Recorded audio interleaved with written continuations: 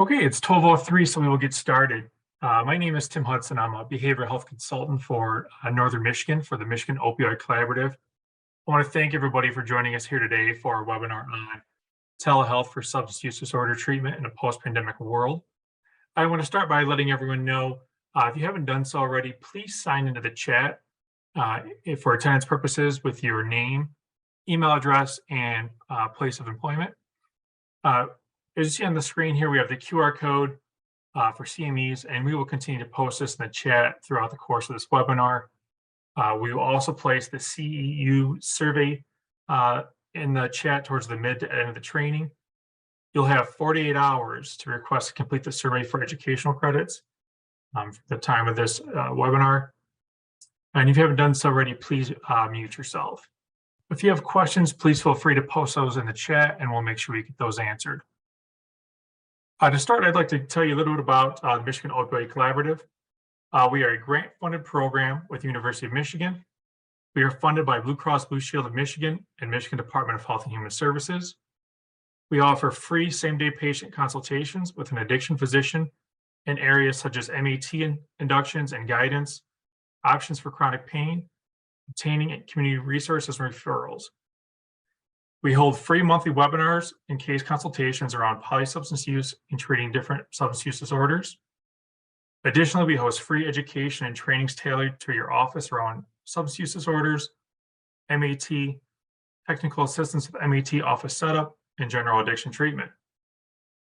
We collaborate with Great Moms Model of Care to provide support around diagnosing and treating pregnant and perinatal patients with substance use disorders. We also have a hepatologist on staff who provides education, case consultation, and a 3-part webinar series on Hep C, which is available on our website. And we participate in a number of community events focusing on community coalitions to build connections and work to increase awareness on substance use disorders, the benefits of medications for opioid use disorder, and reducing stigma. So I'd like to introduce Dr. Allison Lin, who is going to present today. Dr. Lin is interested in system-level interventions to improve access to treatment, quality of treatment, and outcomes for patients with opioid and other substance use disorders. She uses large data set analysis to understand current challenges in the treatment environment and is also interested in developing interventions, particularly using telehealth to expand access to effective treatments for patients with substance use disorders. Dr. Lin, the floor is yours. Thank you, Tim, for that nice introduction. Thanks, everyone, for being here. I had a chance to take a look at the attendees list, and it's great to see such a diverse group of folks. I'm going to start sharing my slides. I'm going to presume that everybody's seeing my slides. Please, Tim, let me know if you're having any issues seeing them. Okay. So today I'm talking about telehealth for substance use disorder treatment, specifically with an eye towards the impacts of the COVID-19 pandemic, including policy changes that have allowed a lot of us to really be able to use telehealth for the first time in a way that we haven't, and also really get into some of the policy changes, including ones that DEA released very recently, like last week, in terms of potential changes in telehealth policy, especially for buprenorphine treatment going into the future. The focus of this is really how do we all navigate how we want to approach care for our patients, specifically with opioid and other substance use disorders. Some of the questions I think that I'm going to talk about are relevant to not only telehealth, but how do we think about caring for patients in general, especially when we know there's just such widespread impacts of untreated addiction in our communities. Just to introduce myself a little further, I'm an addiction psychiatrist at the University of Michigan in the VA Ann Arbor Health System. I am also the training director for the Addiction Psychiatry Fellowship Program at the University of Michigan, and I'm a research scientist with the VA. I think there might be a few VA folks in the audience. Hopefully you'll be pleased when I actually am showing a lot of data that we have from the VA around telehealth and OUD treatment since the pandemic. And lastly, I'm also the current president of the Michigan Society of Addiction Medicine. I also see a couple of folks who are potentially part of MySAM or ASAM. And so it's just, I think, important to emphasize that this is a topic that's relevant to a lot of folks here.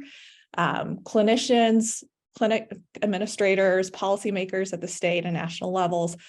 These are all things that I think we're trying to figure out together in terms of what's the best care that we can provide to patients, what are impacts of some of the changes that we've seen, both good and bad. I hope for this to be a very interactive conversation. I'm going to be presenting slides, and at some point I'm actually going to change to a choose your own adventure kind of presentation where, I'll provide some options about types of things that we could talk about. And I'm really hoping that folks here will let us figure out what are going to be the most important questions to focus on, because there's a couple of things that we can discuss. All right, I'm going to get started. These are just my brief disclosures. In the past, I've consulted for the NCQA via funding from Alkermes. I've also been provided as a consultant for the PCSS system via funding from SAMHSA. So this is a figure that most folks here have seen, but I still want to emphasize it because I think it's good context for all of our discussions. This is the figure that's oftentimes released from the CDC showing national overdose rates. And what it really emphasizes is that the overdose epidemic has evolved substantially over the last 20 years. It started over 20 years ago around prescription opioids, which is the wave 1, but it quickly evolved to heroin and other street drugs, wave 2. And really since the last, I would say 10 years, it's primarily been focused on both fentanyl, so synthetic opioids, and also what sometimes we call the 4th wave of the epidemic, which is really focused on combinations of substances, particularly stimulants, along with fentanyl and other opioids and other substances like alcohol, sedatives, etc. The key thing is that these problems are not getting any better. In fact, they're getting worse. I think the most recent data from the CDC released last week actually shows ongoing increases from 2020 to 2021. To me, though, it's not surprising to me because we have not addressed the underlying issues that cause people to overdose, including unaddressed substance use disorder. At the same time, our treatment rates remain very low. So estimates show that only about a third of patients with opioid use disorder receive the medication treatments that we know are effective. At the same time, treatment rates are actually even lower for alcohol use disorder, where we have multiple treatment options, including both medications and psychotherapy, yet only 10% of people with alcohol use disorder receive care. And when we think about getting people more treatment, we have to think about not just helping them start treatment, but we also have to really help people stay on treatment. Because just as important, we know that when people fall off of their medication treatment for opioid use disorder, that's actually when they're most vulnerable. In fact, if we only started someone on, for example, buprenorphine for their opioid use disorder, and then they come off of it within a week or two later or earlier than they need to, that's actually going to put them at really high risk. So just as important about starting, trying to increase more people starting in treatment, we have to help them stay on treatment for longer. So for me, this is kind of my framework. I'm a pretty straightforward person. I think about things pretty simply, but these are kind of the factors that I like to think about when I think about why is it that we have such low treatment rates in addiction? And for me, there's 3 main factors and they all intersect with each other. First is stigma. That's still a huge factor, right? Stigma applying both to our patients, but also within our communities, our healthcare systems. Stigma that look a little bit different for addiction than even other mental health disorders or other chronic medical conditions. I would say stigma is still a huge factor for why patients often take 5 or 10 years before they see a provider like myself. If we can even decrease the amount of time it takes for someone to be willing to seek treatment, I think we would go a long ways. At the same time, what I think is really under-recognized is that the symptoms of addiction are a really unique contributor to the decreased treatment. So substance use disorder or addiction, by definition, is a medical illness where someone's going to have a hard time changing their behavior, meaning reducing their substance use or seeking treatment. And that is, by nature, the illness itself. And so to me, what that means is that we actually have to make treatment for substance use disorders way easier, a lot more accessible, and more appealing than other medical conditions like cancer or heart disease. And yet it looks the opposite of that today. Imagine if our addiction treatment clinic looked like the cancer building, at U of M, and it doesn't. And imagine if we had as much outreach, had as much accessible care as we do for a lot of other medical conditions. And that's not what it looks like. So I think that this is a really important part, that we know people are going to struggle to reach out for care, and we have to change the way we think about delivering it for substance use disorders. And all of this, again, really kind of goes to that third bucket, which is the limited access or accessibility of treatment, how addiction treatment has been set up historically within our healthcare system. In the National Survey on Drug Use and Health, which is released annually by SAMHSA, these are all reasons across these three categories that patients describe as being major barriers to receiving substance use disorder care. So given all of this, I think there have been a group of us who have been thinking about telehealth or basically new ways of delivering care for this patient population for a long time, well before the pandemic. It's important to note that telehealth, however, pre-pandemic for substance use disorders was actually not very much used. There had been some growth over the last 10 or 15 years prior to the COVID pandemic, but it was still much less utilized than other mental health conditions. So what you see in this figure is from a study published by Hayden Huskamp and colleagues in 2018. They examined a national data set of people receiving telehealth for mental health care and telehealth for substance use disorder care. And what they found was that there was substantial increases, especially in mental health care, which is what you see by that orange line. There was some increase in telesud care, but that was much lower, which suggests that there might be something different in terms of how SUD care is organized, philosophies, things like that, treatment practices that might have made it less likely to be delivered via telehealth before the pandemic. And then, of course, came the COVID-19 pandemic. At this point, obviously, it's been well over 3 years. A lot of things have changed. A lot of things changed very early on, which I denote by kind of around that date of March 2020. And things have really evolved quite a lot over the last 3 years. When it comes to the healthcare space, in many ways, I think the pandemic made things happen much quicker than any of us could have imagined without it, right? One of the things that, or a few of the specific things in terms of how it's impacted addiction care is one, there was a law called the Ryan-Haight Online Pharmacy Act passed many years ago. And that was actually the national piece of legislation that applied specifically to telehealth prescribing controlled medications. So this is not relevant, for example, to telehealth psychotherapy treatment or telehealth prescribing of non-controlled medications like antidepressants, blood pressure medication, things like that. But this was the piece of legislation that was always in place that made it just a little bit harder to do telehealth, for example, for buprenorphine care for folks with opioid use disorder. In March of 2020, however, SAMHSA very quickly came out with new guidance relaxing some of the requirements. So specifically the requirements for an initial in-person visit before someone gets started via telehealth for a controlled medication like buprenorphine. In addition to this, though, there were quite a number of other policy and regulatory changes that decrease barriers to telehealth early on. This includes what I would say is probably the biggest change, which is allowing use of phone visits in general. None of us, I think, would have ever thought that we would be able to think about phone visits for any form of treatment. But a lot of folks shifted to phone visits because it was, what was feasible and actually made it a lot easier to take care of our patients quickly. In addition to that, SAMHSA also came out with new regulations or guidance about increasing the days of take-home methadone. These have now been sustained. They came out with more long-term or permanent guidance saying that some of the leniencies during the pandemic will continue. In addition, however, there are also relaxations in terms of CFR 42 Part 2, so privacy and things like that, and then HIPAA relaxations that allowed us to use different types of platforms in addition to just HIPAA compliant platforms for video visits.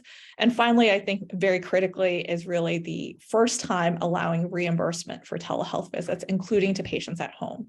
So prior to the pandemic, for lots of different reasons, unless patients met a very specific criteria, telehealth visits, including video visits, were actually not very reimbursable unless, again, they were kind of rural patients or seen in a rural clinic setting.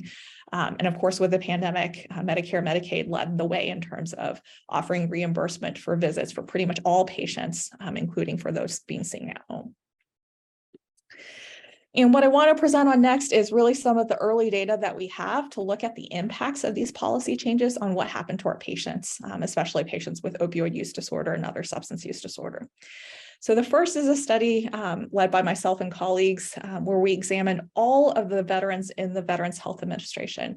And this is the largest single addiction treatment provider in the United States, right? The VHA has about 150 healthcare systems, across pretty much all states and regions in the US, and about a network of over 800 community-based clinics that are affiliated with these healthcare systems.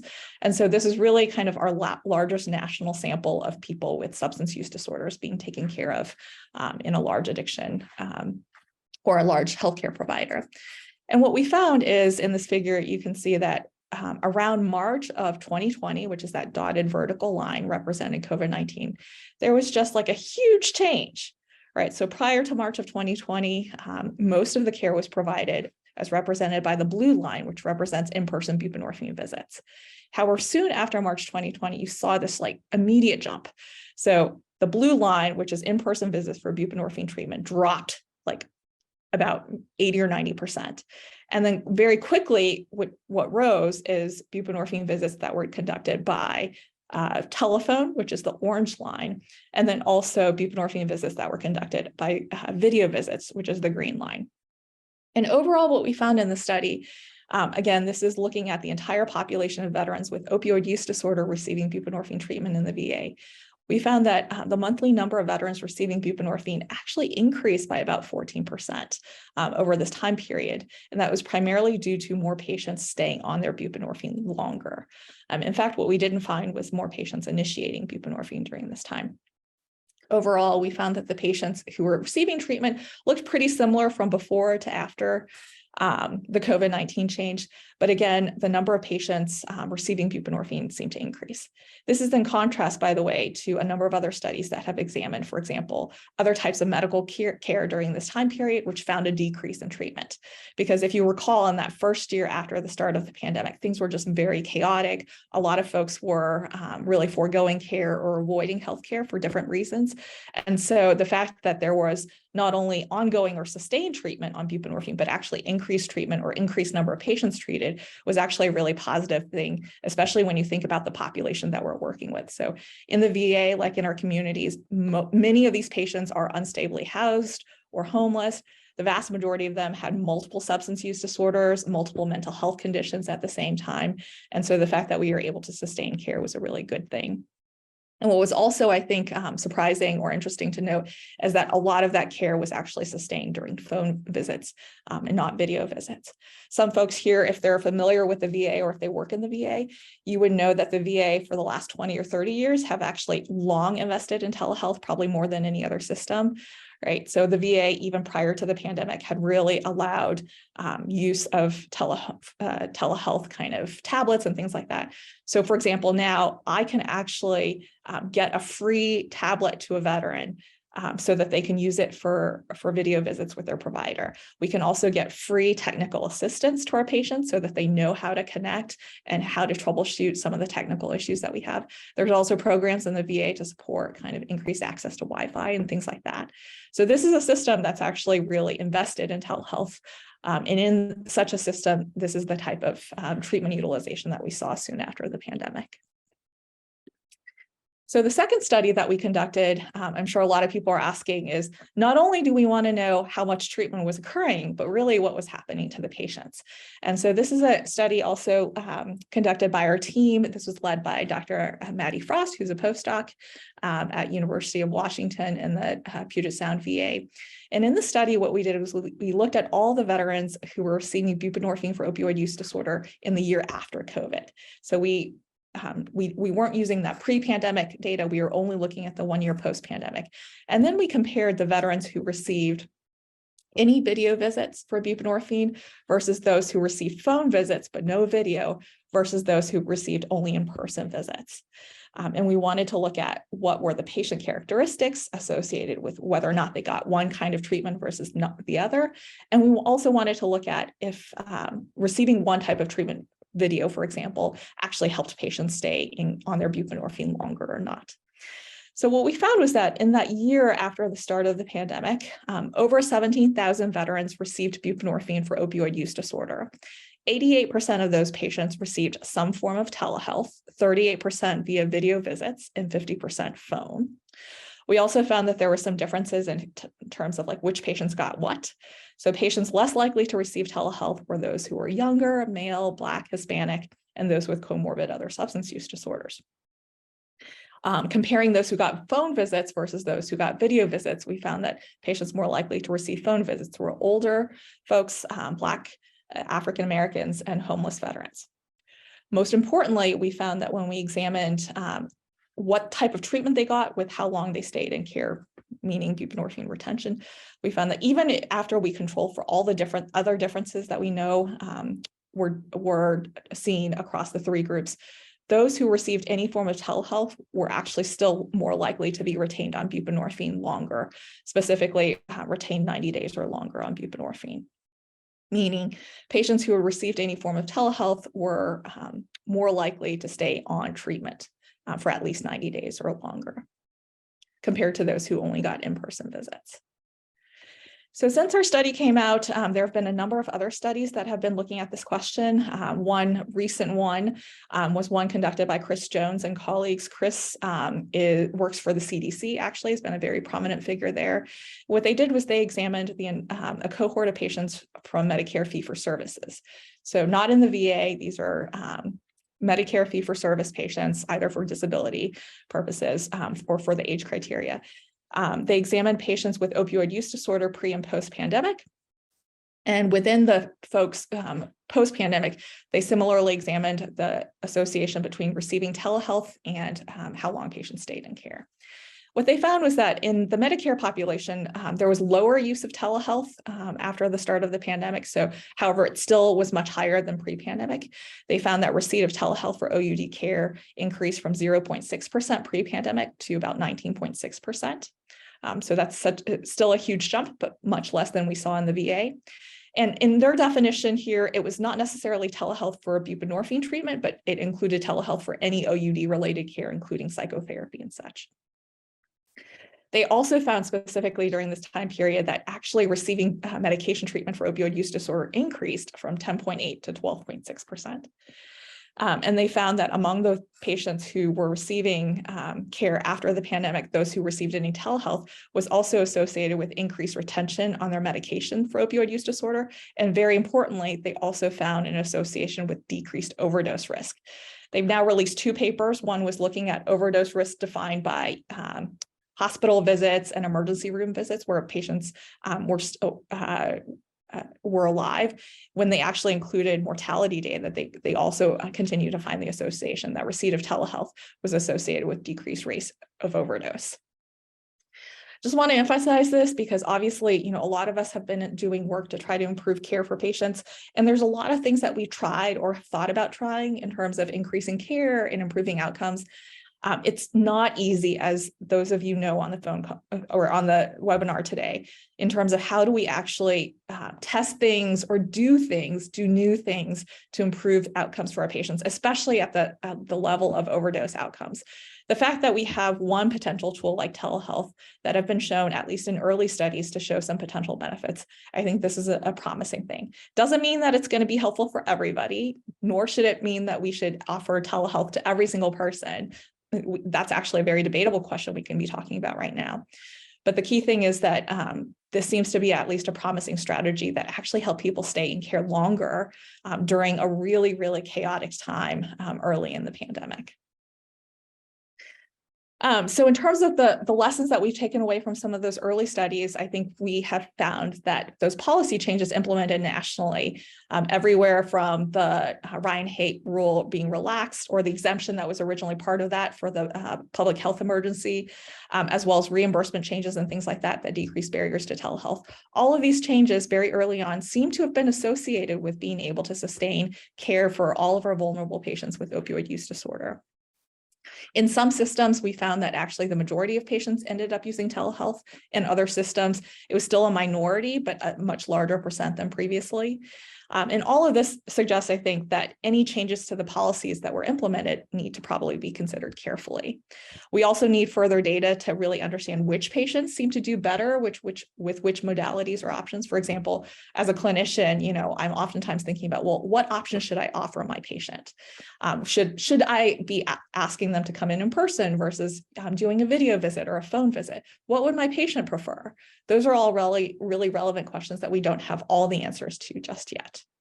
I do also want to paint a more complete picture So our team has also been examining transitions in care during the pandemic for other patient groups with substance use disorders. In this study that was also published recently, the lead author was Dr. Piramal Swamy, who's another MOC consultant.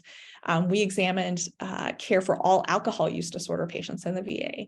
And in contrast with opioid use disorder, we actually found that care dropped after the pandemic. And we concluded that this was specifically due to decreases in psychotherapy use. In fact, medications for alcohol use disorder increased just a little bit, but because medications are so underutilized, meaning like less than 5% of veterans with alcohol use disorder get medications, which we know are equally effective compared to psychotherapy, the overall change in treatment actually was a decrease. And knowing from our clinical settings, I would say the major contributor is the fact that it was just very difficult for a lot of clinics to quickly implement group psychotherapy, which many of us know is such a mainstay of treatment for substance use disorder. It was just really hard to do group psychotherapy well via telehealth immediately after the pandemic. Clinics didn't really know how to transition over. Patients didn't know how to do it. There was challenges with devices and things like that. And that potentially could have resulted in a lot of patients dropping out of care. The other thing I want to emphasize in terms of our recent data and research is really kind of the impacts for patients or patient perspectives on telehealth, which I think is so important. And so in a recent study that our team also conducted, this was led by a now grad student in my team. Her name is Rachel Gerard, and this is a study under review. We conducted qualitative interviews with patients with either opioid or alcohol use disorder, including a group who had received care via telehealth and another group who hadn't. And we were asking them about their perceptions of telehealth for substance use disorder treatment, perceptions of benefits and drawbacks, preferences and choices, all of those things. And what we found overall was that the key thing is that it's really not just a one size fits all. So it's really difficult for us to say, oh, well, this patient, should have telehealth or not. That patients' perceptions, their values, their preferences are very heterogeneous. And ultimately, it really emphasized that we needed options and we needed to understand what types of hybrid models or what options patients should have. So for example, some patients really described some key advantages to telehealth. There were a number, but one unique one I want to emphasize is that quite a number of patients actually felt that there was less stigma associated with receiving telehealth, including some further decreased stigma with phone visits. So for example, one patient said, I would say that it would be the phone in some ways. I feel better. The actual non-contact is easier because you can't see if they're judging you or not. Doesn't mean that the therapist is judging them or the provider is judging them. It's just that our patients obviously experience a lot of stigma regardless. Other patients described some key telehealth disadvantages. So some folks said that they felt a decreased connection. Like when you remove that human element where you're in the same room with me, you remove the human aspect of it. And lastly, regardless of the advantages or disadvantages, a lot of folks, especially people with substance use disorders, continue to have lots of logistical challenges. For example, I don't have a lot of money, so I do the monthly minute thing. So there were times when I was worried, meaning they weren't sure if they were going to be able to hop on a visit or not. And then the logistics of getting their medications. The least helpful part of it is medications getting lost in the mail, the VA not getting your urine drug screen. That's real crazy stuff to happen. You don't want to wind up with no medication. And so what was interesting that we noted was that there was sometimes discordant or like conflicting kind of preferences. For example, we had patients who said, I love telehealth, but the day that I can get in to see you, and these were done kind of earlier on in the pandemic where there weren't necessarily so many choices, right? They said, I'm going to come in, I'm going to drive that hour and a half to see you. There were also patients who hated telehealth. They just didn't find that it provided the same connection. But then they said, you know what? I wouldn't be able to get treatment otherwise. I still would prefer this option. And so this is where it gets complex. How do we think about what options to offer? And more importantly, I would emphasize, how do we think about what options to offer all of our patients, right? In substance use disorder care, as in a lot of medical care, we sometimes forget about the full denominator of patients, right? We only see the patients who end up showing up to us. We forget the patients who actually fall out of care. But we have to think about, when we're trying to think about improving care for this population of people with substance use disorders, how do we help people across the board, including those who might be lost to follow-up if they didn't have more accessible treatment options? And now I think my guess is a lot of folks came to this talk hoping that I would talk a little bit about this, which is the very recently proposed DEA rule changes. which just the first sentence I'll say is that these have now been delayed. DEA came out with an official statement, I believe last week, saying that in the presence of overwhelming response, when they released the rule changes or the proposed rule changes that were going to be applicable to both buprenorphine treatment as well as other control medications, right? They had proposed rule changes that were going to be separate for buprenorphine, separate for others, Schedule 3 and 4 medications compared to other medications that were Schedule 2. There was just so much response. They said they had over 30,000 letters and messages that came back that they were going to delay whatever was originally drafted. I think this is a sign that we need to understand this better. I think this was a sign for them that they needed to take a step back and think a little bit more about the potential impacts of any rule changes. It doesn't mean that rules won't change. It just means that they might take a little bit more time to figure out what to change or exactly how to apply those changes before making them. And I would guess that some folks have questions about this. I'll briefly review it here, but then if you have questions or want to talk about what these proposed rule changes were, what the implications are, because I think it's actually commonly very misunderstood, I'm happy to discuss that in a little bit too. So the key things are, I'm only going to be focusing on the buprenorphine specific ones. There are different rule changes, for example, for opioid medications for pain versus other Schedule 3 and 4 medications. But the proposed changes were originally that after the COVID public health emergency is due to expire later this week, all patients started on buprenorphine or buprenorphine naloxone via telehealth must, one, either only receive an initial less than 30-day supply in total, and then be followed up by an in-person visit. So for example, if I started a patient, let's say on the 12th, and I saw them via a video visit or a phone visit, I could start them on buprenorphine that same day and give them, for example, a 30-day supply of buprenorphine or 2 15-day supplies or something like that. But then within that time frame, if I wanted them to continue on their buprenorphine, I had to do one of the three following things. One is I had to schedule them back for an in-person visit with myself. Two is if I initially did that visit via telehealth, they would have to be seen also at the same time with another potential provider for an in-person visit. So for example, I could have done a telehealth visit where I was doing video to the patient while they were, for example, in a visit with their PCP, but in person. And the third option is they must have had an in-person eval with, for example, their PCP, who then referred them to see me as a telehealth provider. So a number of us, I thought that these were very clunky rules. There were also many logistical details that I'm not mentioning here, which would have made it very difficult for it to be applied. However, the most important thing I want to emphasize is that in no ways does this mean that you can't do telehealth. In fact, this really applies only to the initial visit. So after, for example, after you have an initial in-person visit, you can do as many telehealth visits with a patient as you wanted to, for as long as you wanted to. So this only really ever applied to the initial visit. In addition, you could always still do the initial visit via telehealth, but then you would have to schedule them back in person within a month or so. And so there was originally, I think, some misconception by a lot of folks that this meant, okay, this was the end of telehealth for buprenorphine. And in no way is that true, I would say. In fact, many of us actually thought that we were worried the DEA was going to take a much more stringent approach. And so I was happy to see that they were allowing it in all of these different cases. The other kind of aspect that's important to emphasize is for all patients who, for example, I've been seeing telehealth like during the pandemic, I wouldn't have to bring them in person within 1 month, right? Which would be the case if I started a patient new after the PHE ends. We actually would have a 6-month grace period to bring a person back in person. There's also other changes that I won't go into. The other key thing is that all of this for buprenorphine actually also applies to phone visits. So phone visits will continue to be supported, at least per these original rules. So I kind of summarized this. The key things from the proposed rules is that it would only apply to control meds. This does not apply to, for example, psychotherapy visits, to other medications, for example, naltrexone, to other treatments that we're talking about, at least from the DEA's perspective. And again, it only would have applied for the initial visit. Lastly, obviously, these changes have been put on hold. So what that means is that the the rules that we've all been under since the start of the pandemic will continue to hold until the DEA issues any new guidance. I think during this time, they're still interested in hearing from communities and potential impacts of some of the rule changes.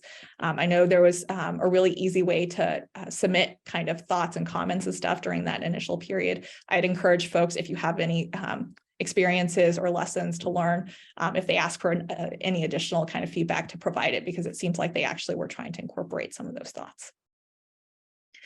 Okay, so this brings me now to the choose your own adventure part of this webinar. I know that there are lots of different folks in the audience. Some folks might be clinically in clinics, kind of thinking about practical questions. Some people might be kind of within court systems. Others might be in kind of more administrative or policy positions. I think there's a lot of open questions we can be talking about. I included some of them here, but I'm really wanting to open this up to kind of any of these or other types of questions. And I do have some slides prepared under each of these topics, depending on which direction folks want to go in. So for example, some of the questions that I oftentimes get asked, and I've been doing this type of talk quite a lot over the last 5 years, I would say, is around number one question I get asked is, what about urine screens? What do we do? Especially like not being sure about what to do, how often to get urine screens when patients are doing telehealth visits. Second is, what about complex patients who need higher levels of care, right? So oftentimes we actually end up taking care of telehealth patients or patients via telehealth who end up being very complicated, and potentially you're even thinking about referring them to a higher level of care, but that higher level of care, especially early on in the pandemic, was not available. Now there's obviously a lot more openings available, but thinking about access issues become more challenging. And also kind of the logistical challenges for our patients. What if my patient can't do a video visit? Do I try to enforce that versus do I allow for a phone visit? Which situation should I consider a phone visit? Those are always really important questions. There's also concerns oftentimes around quality of care of telehealth. So is telehealth quality? If I'm a provider trying to do the best that I can do for my patients, am I doing folks a disservice if I'm providing them telehealth? That's another really good question to discuss. And then kind of how do we all practice in a time when, you know, our regulations are constantly changing. And in fact, we thought changes were going to be put in place later this week, which have now been delayed.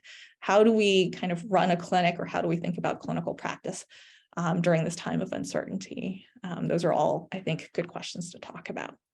So I'll pause for just a minute and see if there were specific areas or types of things that people wanted to discuss. So, Allison, we had a couple of questions in the chat from earlier, and they might not be completely related to this particular slide, but we did have somebody ask how you think that the upcoming changes with Medicaid will affect the ability to provide telehealth services. Was there anything that you wanted to add to that? Are you asking me, or are you asking the person who asked the question? You. I'm not sure if you really if you covered that already, but if you already did, I wasn't sure if you wanted to add anything else to that. Sure. So I would invite that person to either unmute themselves or clarify further in their question, but if there's any specific aspect of it. So I might be misunderstanding this question. So for example, we know from a reimbursement perspective, CMS, both Medicare and Medicaid, there's been uncertainty about reimbursement for telehealth visits, not just for addiction, but for all healthcare, right? And there's lots of layers to that. I think at this point, CMS has said that they would support ongoing reimbursement for telehealth through 2024. After that, it's unclear. There's also lots of other policy changes, like I alluded to, from privacy laws, things like that. So if there was a specific aspect of regulation that someone wanted to talk about, feel free. Sure. Yeah, we're getting some other comments in the chat. One person asked, stated most consumers want telehealth but aren't complying with the rules of dosing. How do you deal with this without taking take homes? Okay. So that might be specifically referring to methadone if it's about take homes, or about treatment in an opioid treatment program, which can dispense both methadone or buprenorphine. I think these are all broad questions about, you know, clinically, we're oftentimes thinking about, okay, well, this is what we do as a clinic, but whether or not patients are willing to versus can is a different question. And so the hard part is that what we see is what the patient is telling us or their behaviors, if they no-show versus if they tell us that they want telehealth.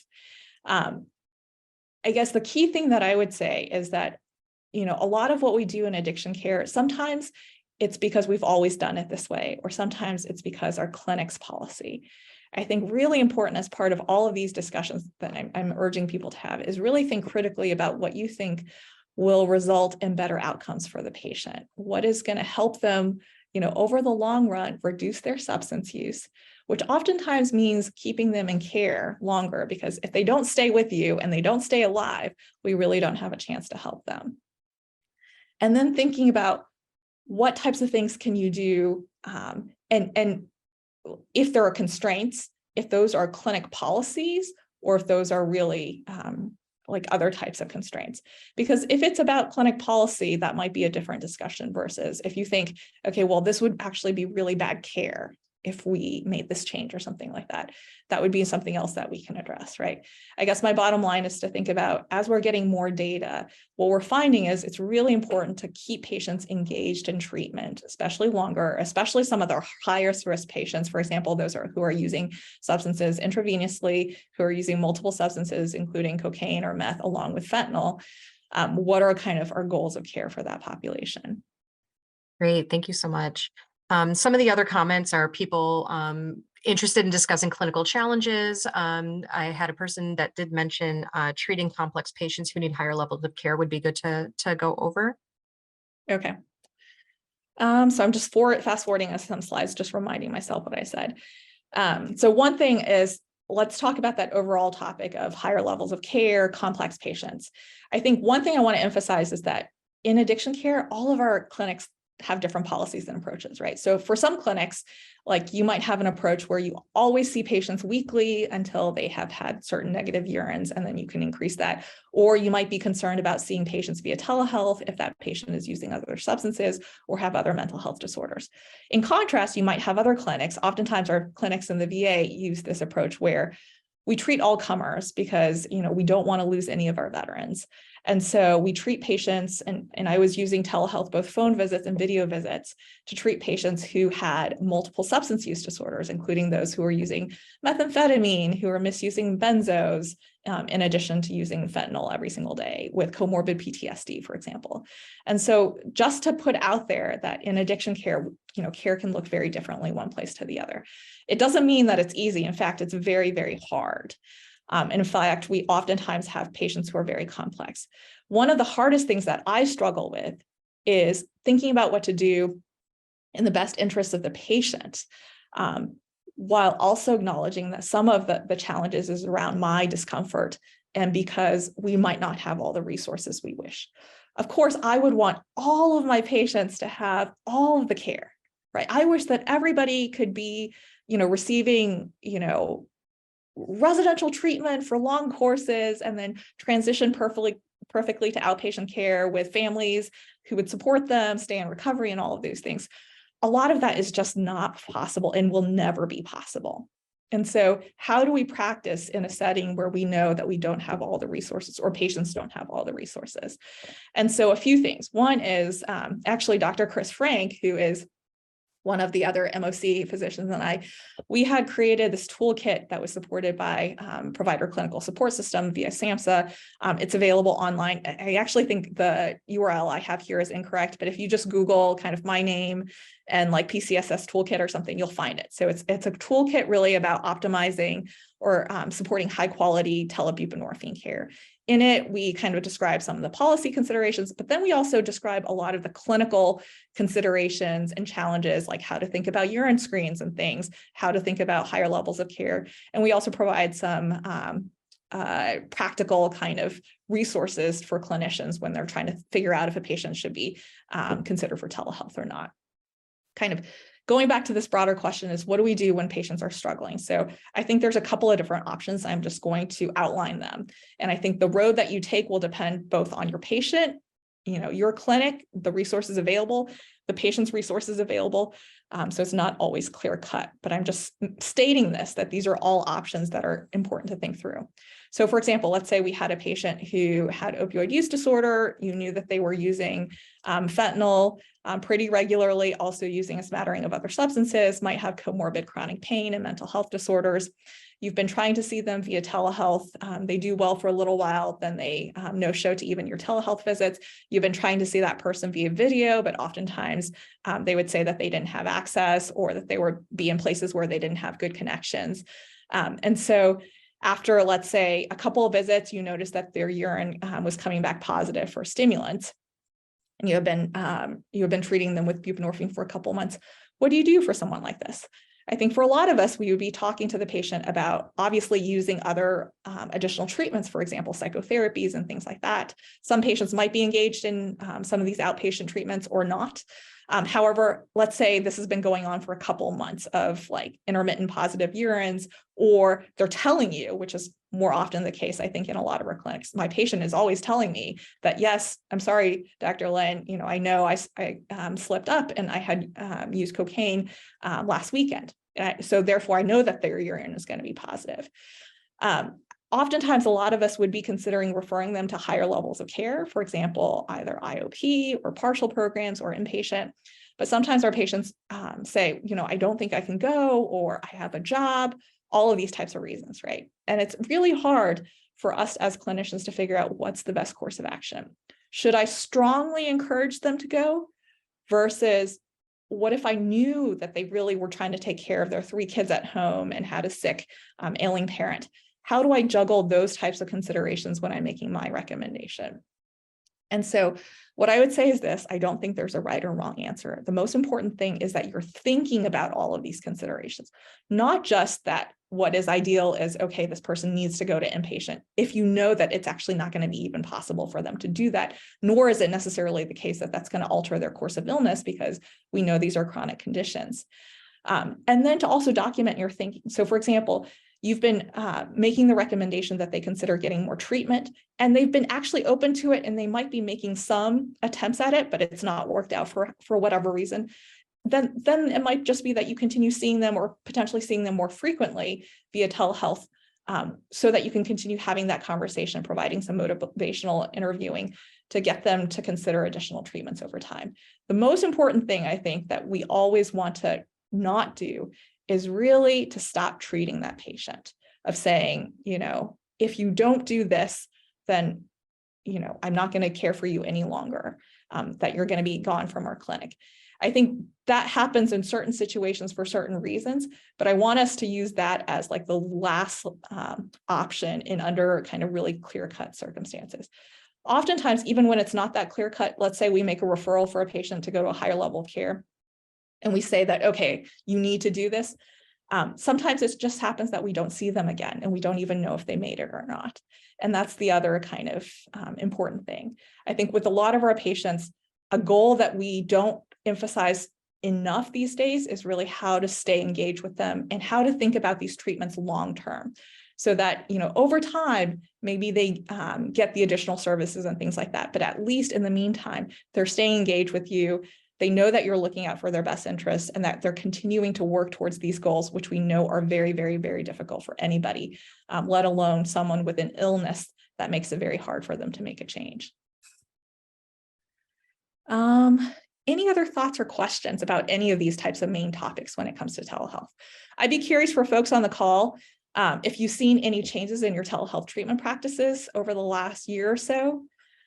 Challenges that you're facing, or things that are just really frustrating. And for those on the call, feel free to unmute yourself and just share your questions or concerns or challenges that you're having regarding telehealth. You can also post them in the chat as well. I just wanted to say, I have trouble with people taking telehealth appointments seriously. I've had people answer their phones at Myers in bed. And many times, and I understand when they have kids because they can't get childcare, but it's often hard to have a conversation when they are, trying to juggle other things in a not necessarily appropriate situation. Yeah, that's a great question. I think the number of times where you have a visit where you're like, are they driving or not? That's honestly kind of such a clear line in my mind, is that we're not able to have visits if you're on the road driving. So I think that there's probably different approaches. I'd be curious to hear if you've tried anything that's been helpful. One thing that we've done actually in a lot of our research studies that are telehealth studies is that we set out kind of some ground rules at the get-go or early on in care of saying, we are here to meet you where you are, but most importantly, we want to make sure you stay safe. So that means we're not able to do any appointments while you're driving. If you're in the car, I need to make sure that you're stopped in a safe place to do this. Sometimes people will do it during their lunch break at work, which is fine if they get into their car that's not moving and they have these visits. But that's very different than if they're trying to go from one place or another, or if they seem just very distracted. Right. And the approach we'll typically take is, the goal of this visit, whether it's psychotherapy or if it's a medication visit, it's time for you, right? It's time for the patient to work with their clinician and figure out what's going to be helpful for them. And we're not able to take that time for them, or they're not able to take that time for themselves if they're really distracted and if they're not able to kind of participate in stuff. I don't know if you've found any other strategies or if other folks here have found other good strategies to make sure that the patient is both safe, but that they're also able to participate. One thing that's kind of related to that in the toolkit that I mentioned is, and I think people can do this in different ways, is we also needed to create new clinic processes, right, for telehealth. I think a lot of our clinics have already done this, but there are also things that we can continue to improve on. For example, for the first couple of telehealth visits, having kind of documentation as well as general language across visits, or providing patients with expectations information even before their visit about what it would look like. So our policies are around, you have to be in a safe place. You're going to be at a time when you feel like you can participate. We can always reschedule, but if you're in an unsafe space, that's not going to be possible to conduct that visit. Also things around, well, what would happen if the visit gets dropped? Are you going to be someone who's going to be able to do the phone visit with the patient versus not? These are all things that I think we all very quickly figured out during COVID, but not necessarily in the most intentional way. And now we have a little bit more time to think about how we want those things to look like, where there's now more of a choice, where it's not just only telehealth versus only in person. One of the questions that sometimes comes up is, okay, if I'm seeing a patient for telehealth, when do I think about, what about hybrid care? So when is it that we incorporate in-person visits versus phone visits? How do I think about what options to offer folks? We got a general comment in the chat. It would be great to have global SOP about documentation and telehealth. One of the struggles during the pandemic was writing new policies to keep up with all the changes. And it would be great if these were done by a consortium like yours and could be adapted or used by treatment providers with limited time. Yeah, that's a great suggestion. I know for our research projects and stuff, we've created some good documentation, but I agree to have something more available. There's also been concerns recently, actually in the last day or two, that, for example, providers have not been documenting appropriately for reimbursement. So I think this is a concern of Medicare, for example, which could affect policies. And this is an area of concern of mine, because sometimes this oftentimes gets conflated with poor quality care, when in fact it was the provider just wasn't sure what was the right documentation, especially as we were all trying to, get adjusted to these things very quickly. Yeah, another comment we got in the chat was that clients wanting to end the session early due to needing to participate in something else is really frustrating when using telehealth. I agree about all of these things. So this is like the pros and cons, or the tug and pull of visits, right? Where we know as clinicians that we want to provide the best care for our patients. Again, I would love for all of my patients to, be able to see me weekly in person and do, different sorts of treatments that we feel would be helpful to them. But then there's both what our patients or clients are able to do realistically, and also what they want to do. And so sometimes also when they don't make it to visits, that also, honestly, that's really frustrating for me, right? That they're saying that the treatment I'm offering is not what they want. And so how do you balance all of those things? What you think you want the patient to have ideally, what they're able to do, what they want to do. These are really complicated questions. Thanks so much, Allison. We did also get just a general question about using telehealth to manage a polysubstance use disorder. Would you like me to share that question now or hold off? Sure, you can share that now. Okay, so this individual is asking what any recommendations would be for an individual who's using who has an alcohol use disorder but is also using cannabis. Do you have any recommendations around telehealth management of that? Sure. So I would say that, for a lot of us, especially after the start of the pandemic, we were pretty much using telehealth for all of our patients. So there was no separation between, if someone's using multiple substances or not, and oftentimes riskier substances. The one thing that I think is helpful to think about is telehealth has, there are lots of logistical challenges like we've been talking about. But the other thing is that sometimes for conditions where, for example, with both alcohol and cannabis use disorder, those are conditions that could be really effectively treated with evidence-based psychotherapies for substance use disorder that are oftentimes very difficult to get people access to.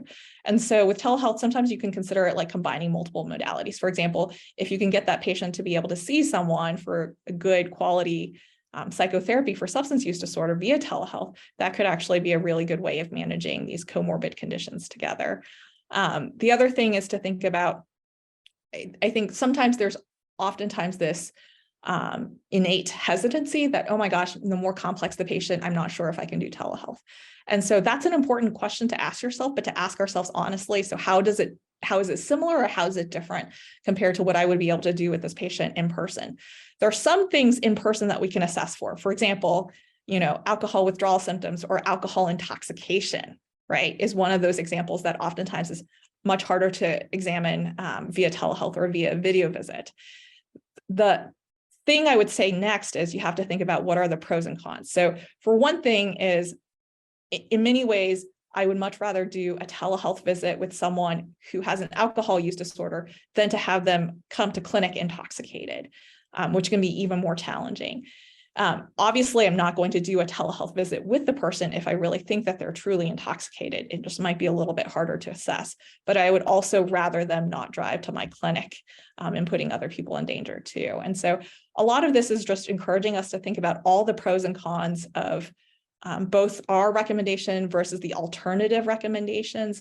How feasible are they, and what the potential outcomes of them are, or the repercussions. All right, everybody, just looking at the clock, it is 1 o'clock. I want to thank everybody for joining us here today. I do want to remind everyone that they have 48 hours to complete the survey for educational credits. Your local behavioral health consultant will be reaching out to you the next couple of days to follow up, provide a list of upcoming events, and as well as a copy of the slides from today. And we hope to see you at the next event. Thank you all again for joining us today. Have a good rest of your day. Thank you, everyone. And I left my email in the slides that I think are going to be circulated. So if you have any questions, feel free to email me. Thank you so much, Dr. Lim. Thanks again, everybody. Take care. Bye-bye.